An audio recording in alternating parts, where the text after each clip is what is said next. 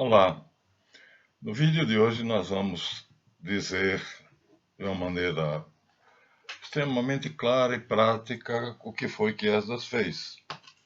Falamos,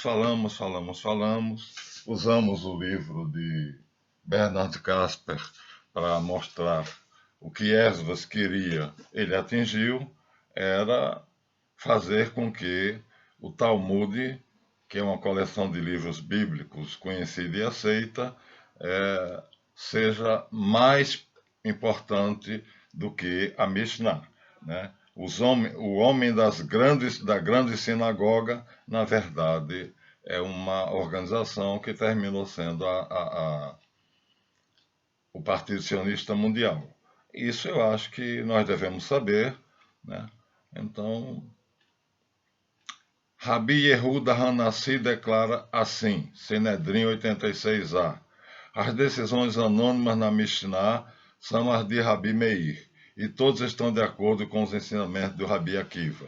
Estava sentado que esta grande obra, a Mishnah, devia ter sido completada por Rabi Yudá, e o príncipe, como também era chamado Hakadosh, o sagrado, que não só foi o maior sábio do seu tempo, como também traçou a sua ilustre descendência, como tendo vindo de Hillel, que havia lançado as bases da Mishnah.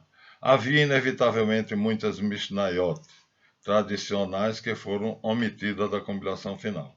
Como parte do material investigado, estas tornaram-se conhecidas pelo termo baraíta, Mishnah externa, e eram lembradas e frequentemente citadas pelos mestres subsequentes. Durante os séculos seguintes, tanto na Babilônia como na Palestina, a Mishnah de Rabi Yehudá foi a base de todas as atividades legislativas e literárias.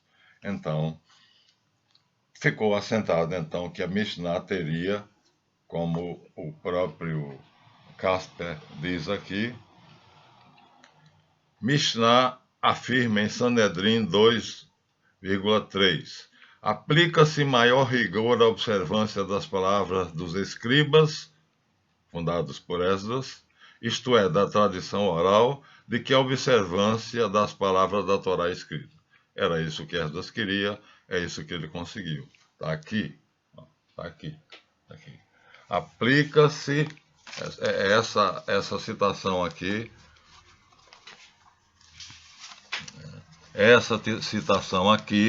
que eu estou mostrando a vocês. Aplica-se maior rigor à observância, é que eu estou vendo ao contrário, das palavras dos escribas do que das escrituras. Está aqui. Eu acho que dá para vocês lerem. Está bastante claro. Era isso que Esdras queria chegar. E ele chegou. Simplesmente chegou. Então, ele queria fazer outra religião. A religião que o nosso queridíssimo Silva, é Silva o nome dele, que faz aquela que eu tentei mostrar para vocês, apenas um resumo do que ele fez, né? Ele faz ele fez um trabalho de mestrado, e nesse trabalho de mestrado ele dá para poder explicar o que era o sacerdócio que Esdras adotou, criou, na verdade. A obra original é sobre Melquisedeque e de 2006. Então, aqui ele diz claramente, é uma pessoa isenta, não tem nenhum interesse, né? Mas ele diz que os autores concluem que, segundo Israel Finkelstein, o objetivo da política persa era garantir a formação de uma elite local fiel ao governo central, de sorte a minar qualquer tentativa de revolta e fortalecer as fronteiras, principalmente por causa da importância geográfica de Judá, próximo ao Egito. Então, a restauração feita por Esdras, a comunidade pós-exílicas, na verdade, tendo como sumo sacerdote Neemias e Esdras. Todos os sacerdotes terminam-se aceitando que são filhos de Arão. E, como finalização, ele diz: é um eterno círculo vicioso ao redor do eixo do sacrifício pelo qual o povo permanece e aceita a dominação e a opressão do templo e do sacerdócio. Ele afirma isso tendo por base um projeto de caráter urbano centrado na cidade de Jerusalém e no seu templo, e cujos principais representantes foram Esdras e Neemias. Fica claro, portanto, que o papel religioso no processo, em meio a tanto conflito e preconceito, o livro de Neemias, no capítulo 10, mostra os deveres da comunidade para com o templo, obrigações essas que se traduzem em forma de dízimos, ofertas agrícolas. E como já foi comentado, o livro de Zacarias também prima por enaltecer Zorobabel, príncipe davídico, e o sumo sacerdote Josué. Então, pronto. Então, Esdras termina ganhando a batalha e fazendo uma nova forma, um novo credo, uma nova religião, que ele dizia que seria a observância do Pacto do Sinai, mas, segundo Jacques Pirenne, dessa maneira a esperança da restauração política foi, pouco a pouco, cedendo lugar para o estabelecimento de um poder religioso. A observação de Carlos Mesters não é fora de lugar. Finalmente ocorre uma mudança de poderes. O rei é o sumo sacerdote e o profeta é o escriba. Jacques Pirenne observa com razão: o Estado de Judá é um grande domínio sacerdotal congelado em um estatuto, que Esdras fez, que visa permanecer perpetuamente, imutável, sob a autoridade soberana do sumo sacerdote e dos seus clérigos. Então, é aí que se chega com o trabalho de Esdras. Trabalho esse que não foi Esdras o único que fez. Ele fez isto na Babilônia, né? É o que diz o trabalho, a monografia. Mas isso foi feito praticamente em todos os setores da humanidade. Então, chega-se a um ponto em que todos os poderes estão concentrados na mesma mão. Então, vamos reler só esse pedacinho. A Mishnah ensinava que as halachot, regras, leis, independentemente de suas bases bíblicas, tinham o elemento essencial e característico, é a sua aceitação e consideração das tradições dos anciãos, às vezes simplesmente mencionado como Kabbalah, tradição antiga e aceita, e às vezes como Halachá Lei Moshe no Sinai, a lei entregue a Moisés no Sinai. Pois a hipótese era de quê? É a tese de Esdras. A lei oral, Torá Shebal Pé, que foi dada no Monte Sinai ao mesmo tempo que a lei escrita, reclama a mesma origem divina e, consequentemente, a mesma autoridade e força. Na realidade, a própria Mishnah afirma, aplica-se maior rigor à observância da palavra dos escribas, isso é, a tradição oral, do que a observância das palavras da Torá escrita. Então, desse modo, Esdras consegue fazer com que a Torá escrita, segundo palavras, veja só, o livro é deles. Nem é invenção minha, nem é um livro católico. Deixei todos os católicos de fora. Mas o que se chega ali é a conclusão de que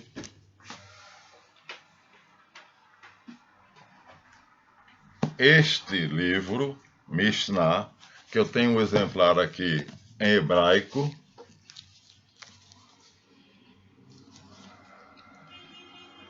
Torá, Lei e Profetas. A lei, os profetas e os escritos, tratado da Mishnah, revelação adaptado da Torá. Então, revelação adaptada da Torá. É isso a Mishnah. Então é outra revelação, adaptado, modificado. Foi isso que fez. Então uma coisa é você pegar a Torá e ler o livro de Isaías. Outra coisa é você pegar a Mishnah ou o Talmud e ler os comentários dos rabinos ao livro de Isaías. Aqui está, mas eu não sei ler hebraico fluentemente para isso, senão eu leria. Né? E as Mishnahs vai terminar sendo o início da compilação do Talmud. Então, estas obras aqui, aqui é só a Torá, a lei de Moisés, pelo Rabino Meir Melamed Matzilá, né? Está aqui perfeitamente de acordo com a Tanakh hebraica, ou seja, aquilo que foi deixado, foi dado a Moisés no Sinai e pelo Espírito Santo aos seus sucessores, os Nebim, os profetas e os Ketubim, as leis que as tradições orais que foram colocadas por escrito, mas sob a pena de uma pessoa divinamente inspirada. Bom, Esdras fez isto para o povo judeu. E os sucessores dele? Ah, bem, os sucessores dele no século 17 e 18 fizeram isso com a maçonaria. Nós vamos ver aqui o Estatuto de Bolonha. Quando o golpe maçônico de 1717 foi desfechado, foi um golpe maçônico, a maçonaria operativa foi transformada em especulativa e os operativos foram expulsos da loja. Então, o canalha eram dois sacerdotes, dois clérigos de protestantes, né? Como é que é o nome? Anderson, o pastor Anderson e o outro canalha lá, que era o cérebro. Anderson era só o pesquisador e o escritor. Então vamos ver o Estatuto de Bolonha, que é anterior a 1717. Estatutos e ordenações da Sociedade dos Mestres da Tapia e Linames, Carta de Bolonha, 1248 da Era Vulgar. 1248. O livro que eu vou mostrar aqui a vocês, as Constituições de Anderson, no original que eu tenho, datam de 1723. Então, isto era a maçonaria. Isto é a maçonaria. Já se tornou ateia, já não é mais isso aqui. Esse aqui ainda fala em Deus. Então, o que diz o Estatuto de Bolonha, composto, a Carta de Bolonha em 1248, diz: Estatutos e Regulamento dos Mestres Maçons e dos Mestres Carpinteiros.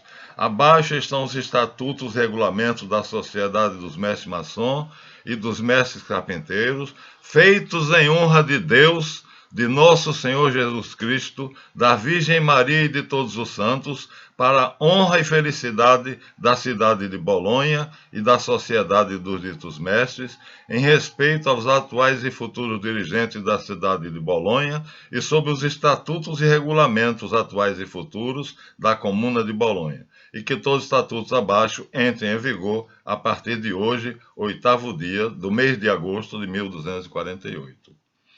Juramento dos mestres. Nós, mestres maçons ou mestres carpinteiros, pertencentes à Sociedade dos Mestres, juro em honra de nosso Senhor Jesus Cristo, da Virgem Maria e de todos os santos, e em honra dos dirigentes atuais e futuros e para a felicidade da cidade de Bolonha, aceitar e obedecer a ordem do magistrado e de todos que governam a cidade de Bolonha, aceitar e obedecer todas e cada uma das ordens que me derem o presidente e os oficiais da Sociedade dos Mestres Maçons e Carpinteiros, e em honra pelo bom nome da sociedade, conservar e manter em bom lugar a sociedade e os seus membros, manter e conservar os estatutos e regulamentos de tal sociedade, como eles foram feitos, tanto agora quanto no futuro, em tudo obedecendo aos estatutos e regulamentos da Comuna de Bolonha, ficando determinado que a tudo isso ficou obrigado com a entrada para a mesma dita sociedade. Ficarei livre dessas obrigações somente no caso de vir a ser excluído dela. O juramento é feito em nome de Deus, de nosso Senhor Jesus Cristo, da Virgem Santíssima e de todos os santos. Agora eu vou ler os estatutos de Anderson, depois do golpe maçônico de 1717, já mudou, viu? De lá para cá, já mudou. Mas aqui nós teremos... Hoje, o livro é original, não tem a menor dúvida. Eu consegui num sebo, dei sorte, estava lá. Eu fui e peguei. Mas eu sou mestre maçom. Então, está em espanhol, Deveres de um franco-maçom. Está em espanhol, Deveres de um franco-maçom. Tirados dos antigos documentos de lojas do continente e da Inglaterra, Escócia e Irlanda, para uso das lojas de Londres e lê-los no ato da recepção dos novos irmãos e quando o venerável considere oportuno. Pontos capitais, capítulos 1, sobre Deus e a religião, 2, do chefe de Estado e seu subordinado, 3, das lojas, 4, dos mestres, 5, tal. Vamos ver sobre Deus. Capítulo 1, de Deus e da religião. De Deus e de la religião. Então, o que é que diz aqui? O maçom está obrigado, por seu caráter, a obedecer à lei moral e, se devidamente compreende a arte, não será jamais um estúpido ateu nem um libertino irreligioso. Isso era interpretado até 1800 como não sendo um estúpido. Ateu quer dizer, podia ser ateu, mas não ser estúpido. Então, separaram as palavras estúpido ateu, que aqui tem um sentido só, considerando todo ateu como estúpido. Então, o que o texto quer dizer é que o maçom não poderá ser um ateu que é uma criatura estúpida. Aí eles fizeram o seguinte, na França separaram as duas palavras de modo que dizendo, o maçom poderá ser um ateu, mas não estúpido. Nem um libertino irreligioso, sem religião, tem que ser religioso. Mas, embora nos tempos antigos os maçons estivessem obrigados a pertencer à religião dominante em seu país, qualquer que fosse, mas nós já vimos aqui que era a Católica Apostólica Romana, nos Estatutos de Bolonha, se considera hoje muito mais conveniente obrigá-los somente a professar aquela religião que todo homem aceita, deixando a religião que cada homem aceita, quer dizer, cada um tem a sua, deixando a cada um livre em suas opiniões individuais, quer dizer, cada um aceita a religião que quiser e se quiser, porque a França vai interpretar como só não pode ser irreligioso, quer dizer, contrário à religião, nem estúpido, mesmo que seja ateu. Pode ser ateu, mas não pode ser estúpido. Um estúpido ateu quer dizer um ateu estúpido. Um ateu é suportável, mas um estúpido ateu não. Deixando a cada um... Quer dizer que hão de ser homens probos e retos, de honra e honradez, qualquer que seja o credo ou denominação que os distinga. Desta maneira, a maçonaria é o centro de união e o meio de conciliação verdadeira, fraternidade entre as pessoas que permaneceriam permanentemente distanciadas se não fossem isso. Então, é a maneira de conciliar todas as religiões. Logo, nenhuma tem precedência sobre qualquer outra. Pronto, isso seria a religião única. Todas, mas nenhuma. Está aqui. O livro é uma preciosidade dos meus imprestáveis, ou seja, os que não se emprestam. As Constituições de Anderson na língua espanhola no ano de 1723, depois do golpe maçônico de 1717, que não foi, como dizem os peritos, não se pode provar de nenhum modo, e, aliás, é totalmente improvável que tenha havido um nascimento de qualquer tipo de maçonaria em 1717. Logo, provavelmente ela nasceu ali, em 1723, com as Constituições de Amberson. Então, celebrar o aniversário da maçonaria seria um problema. Então, toda vez que se celebra o aniversário da maçonaria, eu me pergunto, para celebrar o ano de nascimento, tem que saber quando nasceu. Oficialmente em 1717. Na verdade, dizem os entendidos em maçonaria que não se sabe quando foi, mas com certeza não foi em 1717. Mas em junho de 1717, oficialmente se lavrou uma ata falsa que diz que foi em 1717.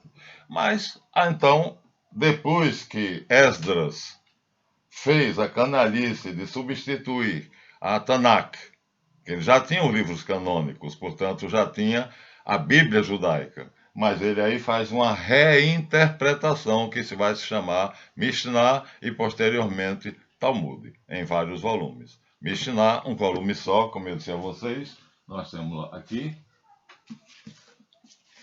mas vai se chamar Talmud quando chegar a ter vários volumes e não couber em um volume só. Então, isto destrói isto. Então, não é o que está ali na Mishnah, não é o livro de Isaías, mas comentário, reinterpretação do livro de Isaías. Não é, portanto, a Torá,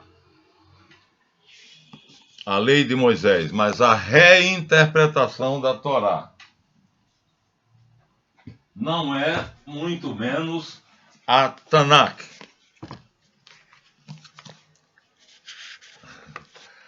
A lei, os profetas e os escritos. É a reinterpretação disso. Então, o Talmud é um tratado de ateísmo, de acordo com a conveniência para os judeus, segundo o lugar que ele mora. Nós pagamos, durante a ditadura militar, de 14% a 17% de juros.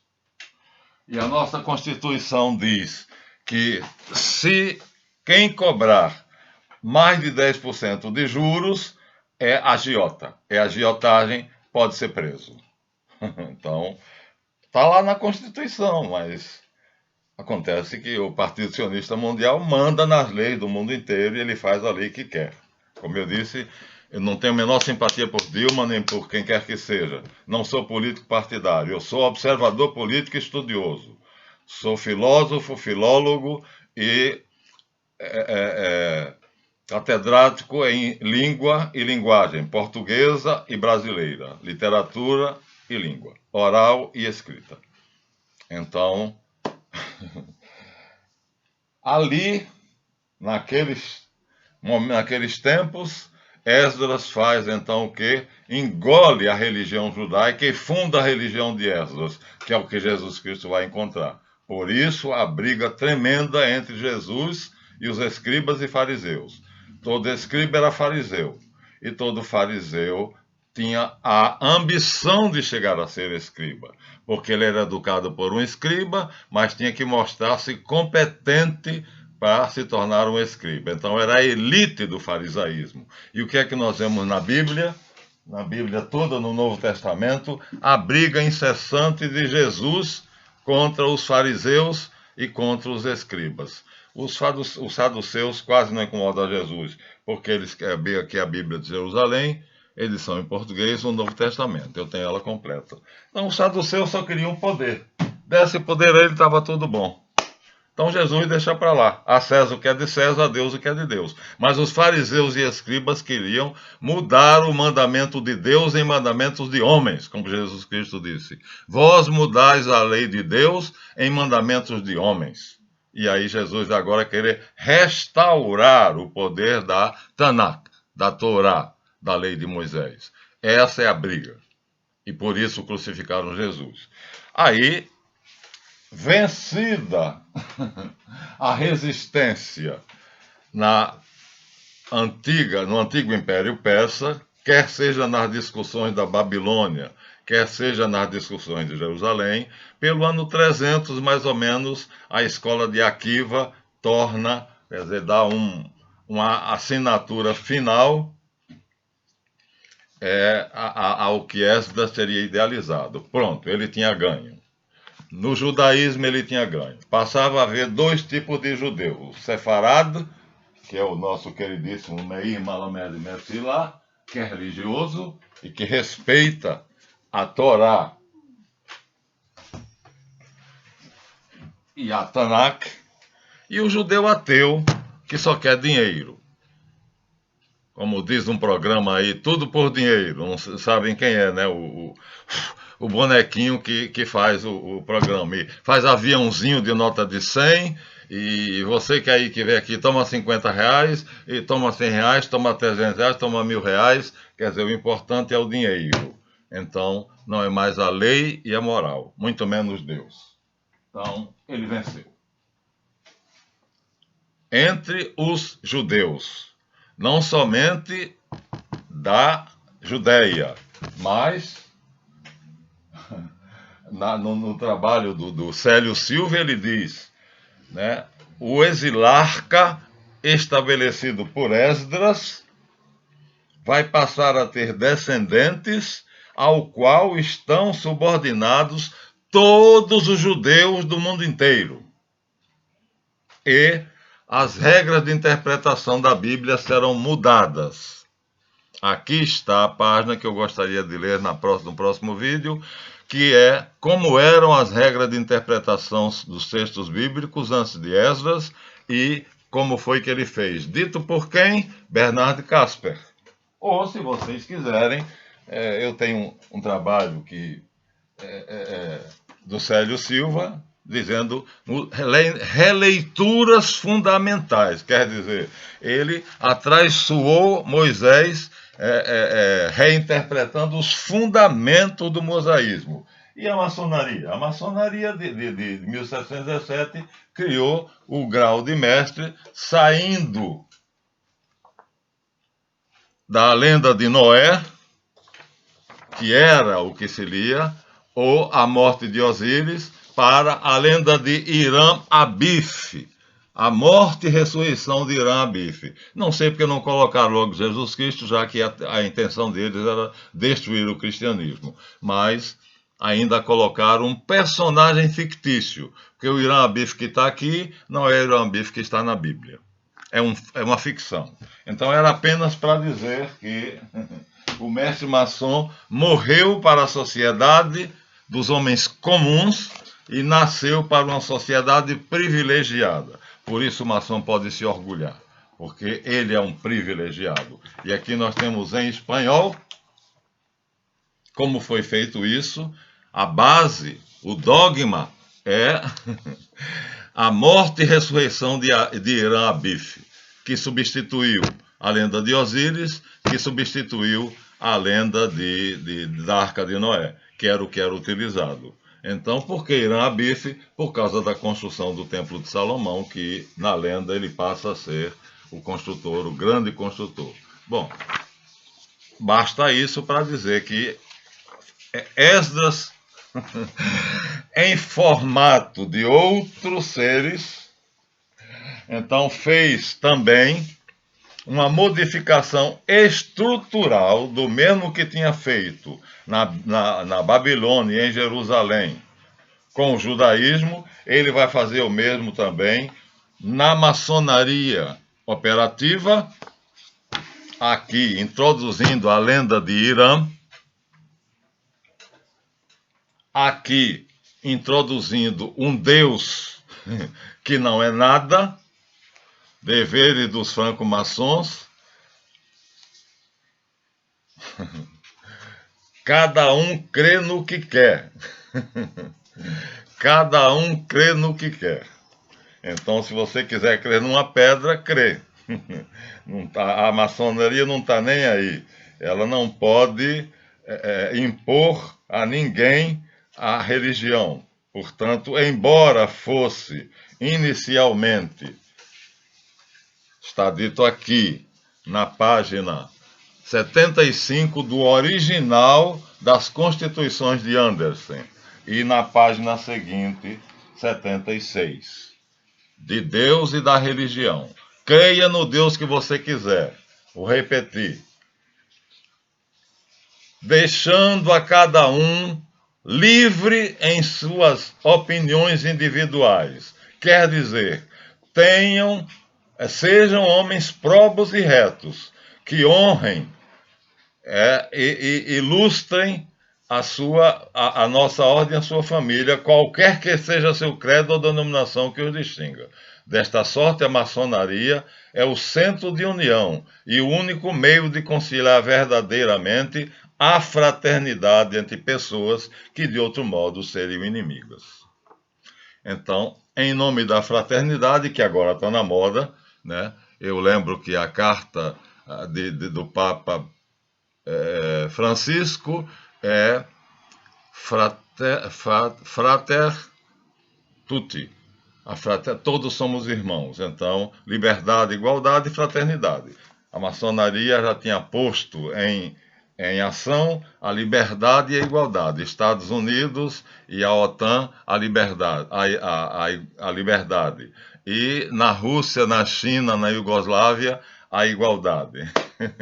Nenhuma nem outra existiram. Agora chegou a hora de testar a fraternidade e o Papa sai na frente com o decreto Frater Tutti.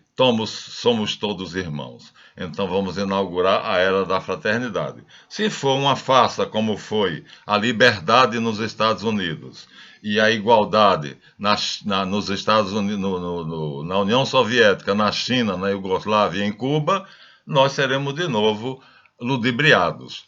Se for verdade, louvado seja nosso Senhor Jesus Cristo. E tudo derruba o que está aqui na Carta de Bolonha e em outros estatutos, porque são 111, né? Estatutos, regulamentos do mestre maçom e dos mestres capitães, feitos à honra de Deus, dos judeus e do Deus dos cristãos, de nosso Senhor Jesus Cristo, o Cristo que nós cristãos consideramos e adoramos, da Virgem Maria e de todos os santos, para a honra e felicidade da cidade de Bolonha e da sociedade dos mestres maçons. O documento é cópia do original. Está assim. Tem vários outros do mesmo teor. Se abria a loja em nome do Pai, do Filho e do Espírito Santo e em honra da Virgem Maria. Então, em 433, Esdras funda o Partido Sionista com outro nome, na Babilônia e em Jerusalém. O nome não vai ser esse. Escribas. Os escribas. Os mestres da lei. Em 1723, porque já vimos que 1717 é uma mentira deslavada, não há um único documento que comprove a criação de qualquer tipo de maçonaria em 1717. Pelo contrário, tudo comprova que Anderson e Desaguliers, agora lembrei do nome do outro canalha, né, deram um golpe de Estado maçônico e o soberano grão-mestre da época, né, eu esqueci agora o nome dele, não conseguiu fazer nada. Ele estava em Estrasburgo, então, mas ele não conseguiu fazer nada inicialmente, e quando ele tentou fazer era tarde demais. Os franco-maçons livres e aceitos já estavam donos da situação e opuseram a maçonaria a outra, e durante 40 anos brigaram, e em 1680 voltaram a se unir sob uma única égide. Então a maçonaria de York e a maçonaria de Londres, da grande loja, se fundiram numa única loja unida. Então, primeiro em Jerusalém, na religião dos judeus, ano 433 AC, antes de Cristo. Segundo, em 1723, anulando tudo que era anterior, que a maçonaria era católica, segundo os estatutos de Bolonha e segundo o documento Régio, e outros são 111 documentos, em muitos deles nós encontramos a mesma coisa, em honra de Deus, da Santa Igreja Católica, de Nosso Senhor Jesus Cristo e da Virgem Maria. Então, olha, eles têm paciência, né? Verdade seja dita. De 433 a 1723, façam as contas que eu não sou bom em matemática, mas eles trabalharam ativamente, os discípulos de Esdras, com outro nome, não era sionismo, mas vai se tornar este nome, Partido Sionista Mundial. Então aqui eles conquistam a maçonaria. A partir daqui, a maçonaria passa a ser judaica. Quem diz isso? Eu? Não eu. Quem diz isso é Augusto Franklin Ribeiro de Magalhães, segundo documentos compulsados por ele para fazer uma breve história da maçonaria. E nessa breve história da maçonaria, ele diz que, com a palavra Maurice Paillard, citado por Lepage, os únicos elementos característicos do simbolismo e do ritual maçônico, propriamente dito, são as palavras, palavras sagradas e palavra de passe, nome das colunas, nome dos personagens representados pelos principais oficiais. E essas são todas palavras hebraicas. É ele que está dizendo aqui, ó, no mesmo lugar onde nós encontramos a árvore cabalística mais importante para nós. Isso é tanto mais importante que a iniciação é representada aqui, no livro dele, explicando o simbolismo, tendo por finalidade encontrar a palavra perdida. Eis a única indicação clara que nós temos, relacionando a origem da iniciação maçônica, tal como nós a conhecemos. O livro é de 1976, impresso no Rio de Janeiro. Então, tal como a conhecemos hoje, a única finalidade da maçonaria, que elementos vindo de fora, e notadamente do pitagorismo, tenham sido agregados no curso dos tempos. É provável, mas seguramente secundário. Se não na ordem artesanal, ao menos na ordem iniciática. Ou a maçonaria é uma imaginação, uma invenção humana, ou bem a origem de sua transmissão espiritual é hebraica. Sobre esse assunto, diz Eliphas Levi, as associações maçônicas se formaram então e recolheram a tradição perdida pelos judeus e proscritas pelos cristãos, porque o próprio nome e os atributos da maçonaria se relacionam com a construção do Templo de Salomão, esse sonho universal dos judeus. Essa doutrina de que se atribui uma grande influência na maçonaria remonta à época do cativeiro dos judeus na Babilônia e tem como fundo o dogma da emanação divina, ou seja, Esdras. Então, agora ele toma a maçonaria. Não dito por mim. Eu estou apenas lendo documentos. Apenas coligindo documentos. Está vendo? Aqui está dito. A maçonaria é judaica. Pronto. A partir de quando? 1717. Antes disso, ela era católica. Na verdade, não é nem a partir de 1717. É a partir de 1723, porque a data de 1717 foi uma ficção que tinha uma finalidade. Mas não vamos discutir isso aqui, porque já estamos a 38 minutos. Finalmente, faltava agora conseguir uma outra meta. Então, 433 na Babilônia e em Jerusalém, a religião judaica. Ou seja, os judeus passam a obedecer aos escribas. O templo, o sacerdócio, o sumo sacerdote e o seu clero passa a ser, vamos dizer assim, a autoridade civil e religiosa para os judeus, de Jerusalém e do mundo, já que há um exilarca, um rei do exílio nomeado por Esdras, que inicialmente é Zorobabel e posteriormente é Neemias, depois ele também, sei lá, e vai escola fora aí, e sabemos o nome de um desses exilarcas por causa de um livro da história dos judeus, aqui escrita por Isaac Jackson, né? Montefiore.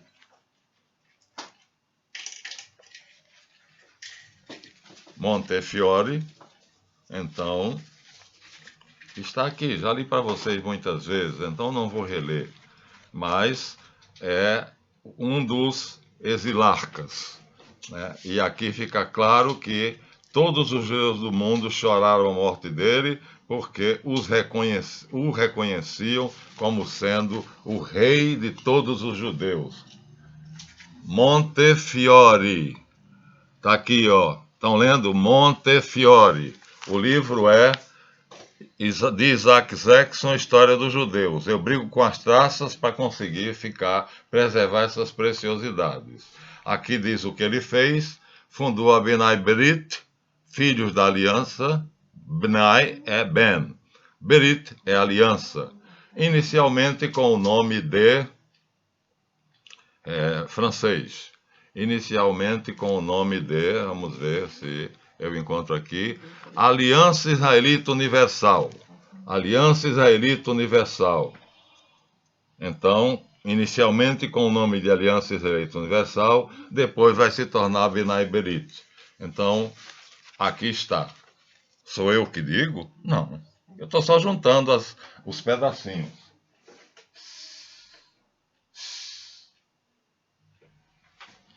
Então, o que eu faço é apenas juntar os retalhos de uma colcha de retalhos que muitos de vocês não têm o material suficiente para fazer.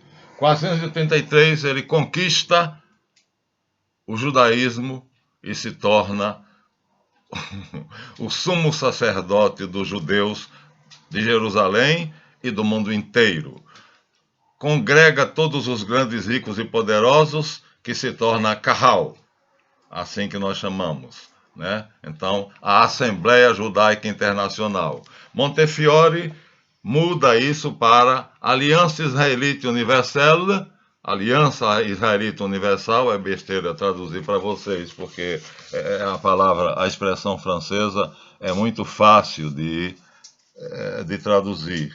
Então está aqui, ó, Aliança Israelita Universelle, que depois se tornará Bnai Berit, uma associação maçônica exclusivamente judaica que só empresta dinheiro aos judeus. Então, primeiro ele ganha os judeus, segundo ele ganha os maçons.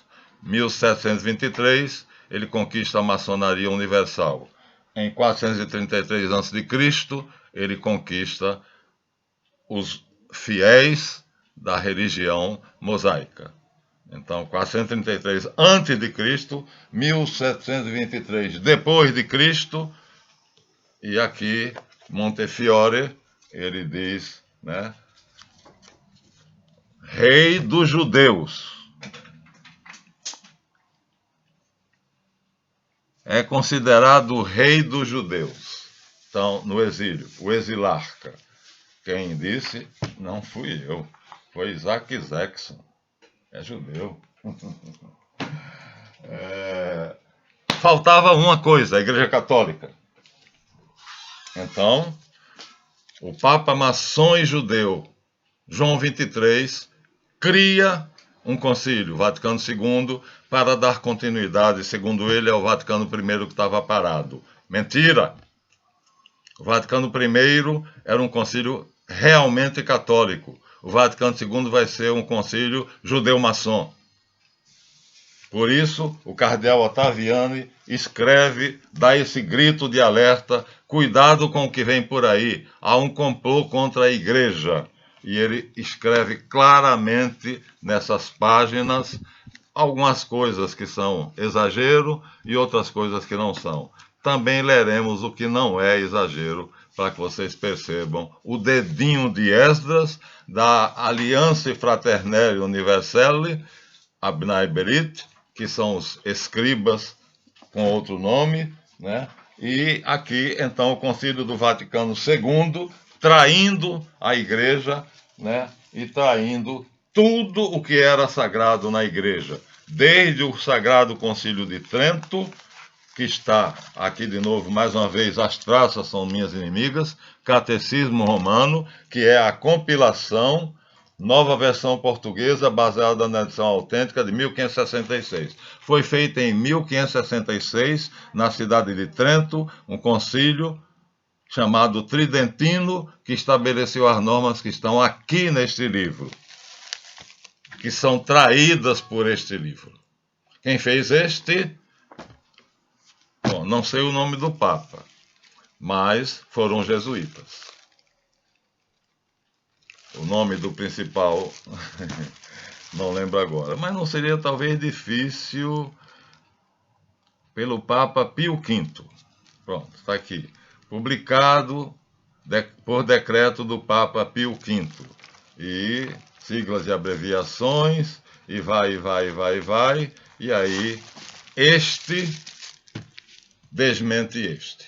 Ou um ou outro. Os dois, impossível. Aqui se diz que o homem que negar a Deus é herege. Aqui se diz que o homem tem a liberdade dada pelo próprio Deus de negar a Deus. Aqui se diz que na transubstanciação, ou no momento da Eucaristia, em que o padre consagra a hóstia, há uma atualização da paixão de Cristo e nós somos levados ao Calvário por um milagre. E o que estamos vendo o padre fazer ali é apenas aparência, porque está havendo uma transubstanciação, uma mudança das substâncias. O altar é a cruz, a hóstia é o corpo e o cálice é o sangue de Jesus Cristo. Está aqui. Então é uma atualização, porque dizer repetição é errado. Os apóstolos disseram, na carta aos Hebreus está repetido, porque Jesus Cristo morreu uma única vez por todos os homens. Uma única. Logo não pode haver a repetição do sacrifício do Calvário. Muito menos o memorial, que seria apenas uma lembrança do que ele fez. Se é um memorial, então nós nos lembramos do que ele fez. Logo, a hóstia simbólica não é de fato o corpo e sangue de Jesus Cristo. Vocês vejam em que isso implica. Faltava a Igreja Católica. Aí Ottaviani diz, cuidado, porque o que vai acontecer agora, ele dá o brado de alerta com o nome, o pseudônimo de Maurice Pinay, mas aqui o dono desse que jogou fora, arrancou a primeira página que tinha o nome dele, e aqui está Paróquia del Sacrário Metropolitano com o imprimatur do bispo Juan Navarrete, arcebispo de Hermosillo. Ou seja, é legitimamente uma obra da Igreja. Editora Castelo Branco, Lisboa, 1970. Aqui estava alertando contra o golpe, aqui foi dado o golpe. Então, o Vaticano II, João XXIII, o Papa judeu-maçom, derrubou o Concílio de Trento de 1556, promulgado pelo Papa Pio V, executado e planejado pelos jesuítas, principalmente, agora lembrei do nome, por São Carlos Borromeu, que foi o relator do concílio, e que vai derrubar, portanto, São Tomás de Aquino, vai tirar dele o título de Doutor Perene da Igreja Católica. A Suma Teológica passa a ser anacrônica. Olha-se para ela e se ri com o canto da boca. É um anacronismo. O que tem aqui não tem mais valor nenhum, mas foi declarado como sendo a doutrina perene da Igreja, porque está toda baseada no Tridentino. Mas ainda há padres fiéis. E esse compêndio de teologia dogmática, que é em 3 volumes, mas eu só tenho Sacramentos e Escatologia, que é o último, está aqui Bernard Bartman, que é o maior teólogo da época dele. Impresso em Edições Paulinas, Bernard Bartman, volume 8º. Nihil obstat, tem o imprimatur, viu, também. Tem o imprimatur. Pelo Vigário-Geral de Roma, Direitos confessada 1964, exatamente no ano do concílio. 3 volumes, Teologia Dogmática, ou seja, o dogma, a essência da fé cristã, em 3 volumes, por Bernard Bartman, o maior teólogo do seu tempo, repetindo o que São Tomás de Aquino ensina nos 12 volumes da Suma Teológica, consolidando os ensinamentos do Concílio de Trento e negando, portanto, o Concílio do Vaticano II, que deveria ser um concílio pastoral, mas termina tendo 2 constituições dogmáticas. Ou seja, a igreja dançou. Quem governa a igreja hoje? Os discípulos de Esdras. Então, ele conquistou 3 organismos internacionais. A Kahal, que são os judeus do mundo todo que obedecem ao Talmud. Ficam de fora os sefaraditas, como o meu irmão, que eu já disse a vocês, né, de Miami, da Flórida, Meir Messila Malamed, né, que está aqui a identificação dele, Rabino Meir Messila Malamed, líder espiritual da comunidade sefaradita de Miami, Flórida, Estados Unidos da América. Linda a apresentação, mas é comum aos livros sagrados hebreus. Ele não aceita Esdras, ele rejeita Esdras. O Sefer Bereshit que ele coloca aqui é o Sefer Bereshit que está na Tanakh, não é o Talmud.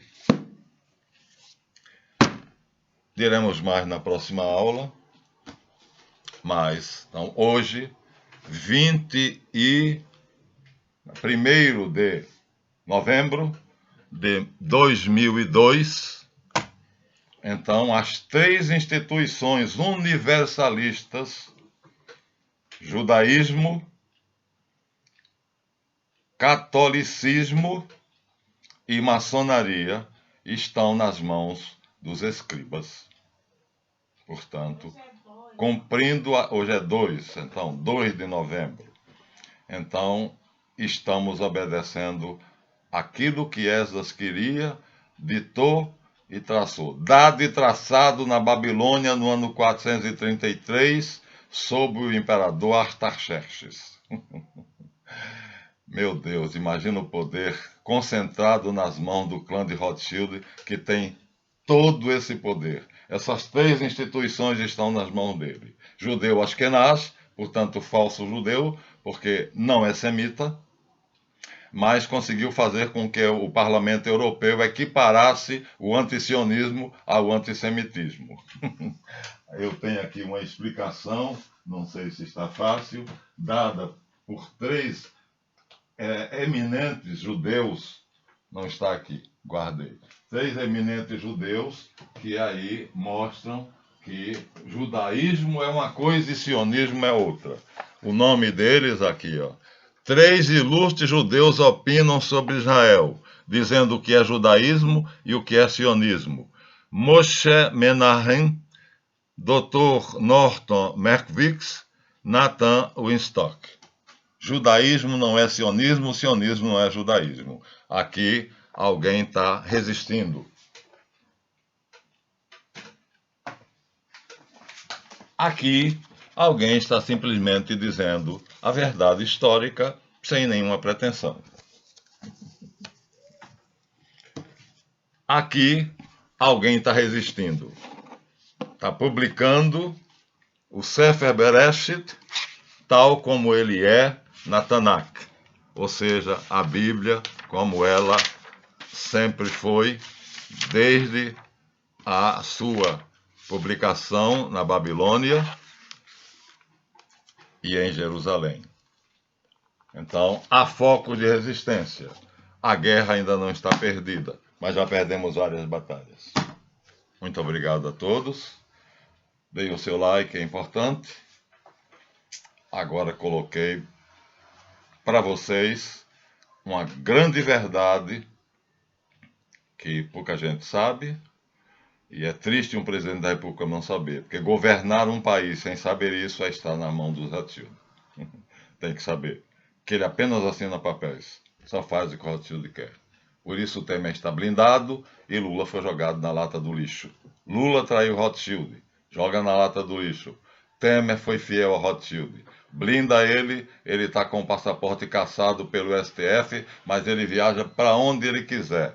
A última viagem foi para o Líbano, como representante do Brasil no Líbano. A mim, um canalha não representa. E Temer é um velhaco, é um patife, é um traidor. Como disse na cara dele o presidente da Rússia, Vladimir Putin, e o impediu de entrar na reunião dos BRICS. Chega. O resto fica para depois. Até a próxima. Inscrevam-se no canal, deem seu like. E se quiserem fazer um comentário, façam.